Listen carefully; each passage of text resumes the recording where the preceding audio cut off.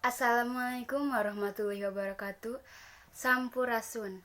Tepang deui sareng simkuring aya Pina Sapitri dina program Warta Sunda.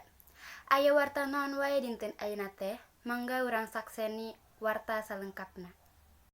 Pamirsa sadayana, negara Indonesia nuju kenging musibah nyaeta longsor anu lumangsung di Desa Sukaraja, Kabupaten Bogor, Jawa Barat, nyebabkeun puluhan imah ruksak kulantaran katarajang material banjir.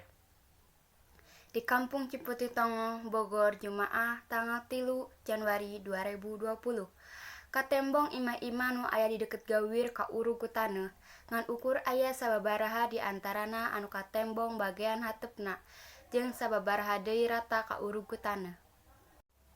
Cek salah sahiji warga Husni, yuswana 60. Husni nyebutkeun longsor anu lumangsung kasebat kajadian dina poe Rebo tanggal 1 Januari 2020 isuk. Samemehna longsor dimimitian ku lini di sakitaran jam 4 waktu Indonesia Barat. Ari mimiti kajadian nama aya lini samemehna jam 4 subuh. Terus tanah eta mimiti longsor teh sakitaran jam 5. Saanggeus abdi sholat subuh, terus tanah langsung ambrul. Longsor ngurug imah-imah nu aya di dieu, carita Husni. Kiwari sakabeh warga oge ngungsi ka imah-imah tatangga jeung dulurna nu aya di sakitaran kampung. Salayan ku sabab imahna ruksak, warga oge ngaku sieun aya longsor susulan.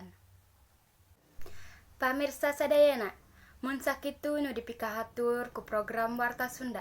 Dinten ayeuna simkuring Ai Pina Sapitri pamit undur. Wassalamualaikum warahmatullahi wabarakatuh.